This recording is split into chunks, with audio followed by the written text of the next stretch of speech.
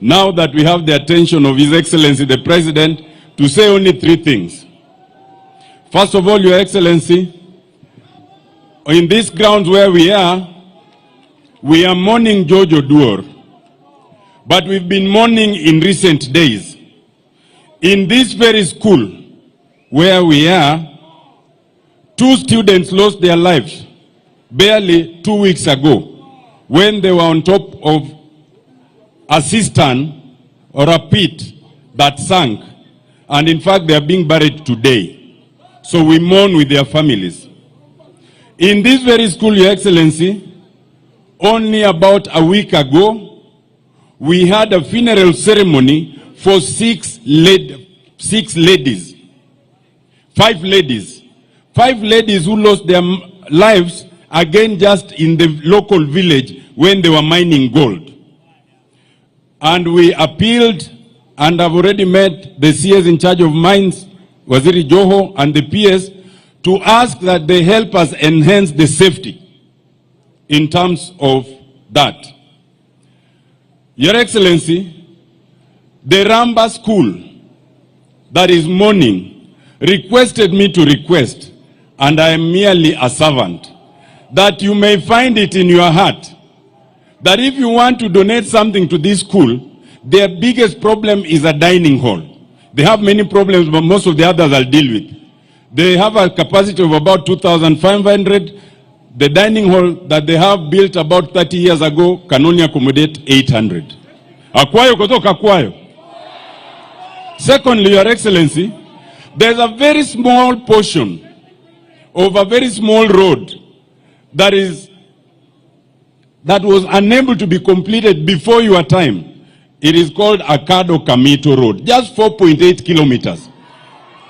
It has now taken 6 years, just 4.8 kilometers, Your Excellency. We plead that you might find it, not just to complete it, but once it gets to a place of Assembly Bay, and you know Assembly Bay, Your Excellency, we've been there with you. When you continue now, past Luak, then you go to the Right Honorable's home. That's 11 kilometers. So we request not that you just complete the 4.8, but you now connect it, so that when you come to visit your friend, the Right Honorable Prime Minister, you can choose not to go through Ndori, but you go through Kalandin. Dakupa Munbe.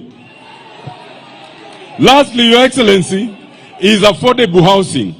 Your Excellency, in this constituency, we are yet to get any affordable housing. But I've spoken to PS Hinga, and I've requested that for us here, our top priority is accommodation for students. We are yet to get any affordable housing. But I've spoken to PS Hinga, and I've requested that for us here, you see, there's Agok campus of Jaramogi Oginga Odinga, there's Bwaja TTC, and lastly, there's Nyakongo campus of the Kisumu National Polytechnic. Our humble request is, may you find it in your heart to prioritize building students' hostels as our form of affordable houses. Akwayo kutoka Akwayo. Secondly, I want to support Honorable Junet, and we want to assure you, Your Excellency, and the Right Honorable Prime Minister, that as one of those who crafted the Constitution, I fully support a situation where we realize the full fruits of devolution. And therefore, if things are stuck in the National Assembly, I will be the first to support Junet to unlock it. But we equally plead with you, Your Excellency, and the Right Honorable Prime Minister, that there's this other thing called CDF, NGCDF. Hii pia msitunyang'anye jameni. Hata ukiangalia hii shule, it is shining courtesy of CDF. I agree that members of parliament have no business involving themselves in the details of CDF, including construction. Lakini at the end of the day, CDF to konyo kozo konyo. Uye no okonyo kozo kokonyo. Koro CDF to beda and manani, we have to be careful. We ensure that it is restricted to the functions of national government, and the member of parliament has no business dealing with it. Awacho kozo kawacho. Lastly, I want to apologize to you, Your Excellency. Only 2.5 years ago, we were adversaries because as an advocate and a senior counsel, I acted on instructions. I had my client, the Right Honorable Prime Minister, who instructed me through my leader, Senior Counsel James Orengo, to challenge your win. And we did challenge it, and you know that. And you know, when we are there, we are kind of different. We don't talk the way we are talking here. But the Supreme Court said that was all hot air. And we accepted. So, Your Excellency, we accepted, therefore, because we were saying the government would be Raila Amollo Odinga. But the Supreme Court said the government is William Samoei Ruto. Adir kozo kadir. Therefore, you are the government. I thank you for accommodating us in your government. And the distinction, therefore, is we are not the government, but we are in government, courtesy of your accommodation. We are in government because we have donated experts like Opio and I to work with you. And we thank you for that. Uwinjo kimawacho kuzu kuwinjo. Awacho ni ya. Kikngato wachni wan e sirikal. Lakini wan e sirikal. Uwinja kuzu kuwinja. And for that reason, we beg that you give a little leeway to Waziri Wandai, Waziri Mbadi, Waziri Askul and others. Because in this region, we have suffered discrimination for 60 years.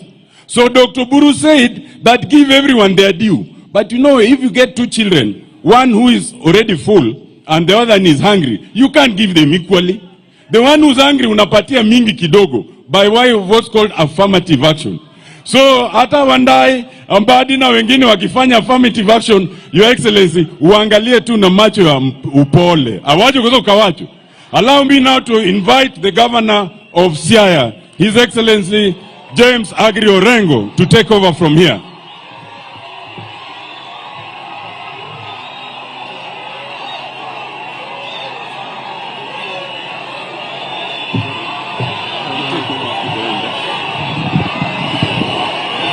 Hello? Hello? Hello? Ero kamano, ero kamano. Ero kamano. Ero kamano. Now, we have a very short period and it is raining, so we want to make this bit as quickly as possible. And Your Excellency, the President of the Republic of Kenya, Your Excellency Raila Amollo Odinga, Mama Karen and the family and the leadership that are here.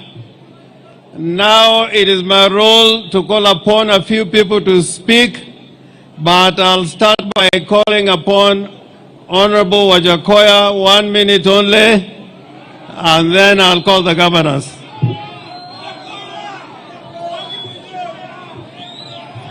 Your Excellency, the President of the Republic of Kenya, my Prime Minister, Honorable Raila Odinga,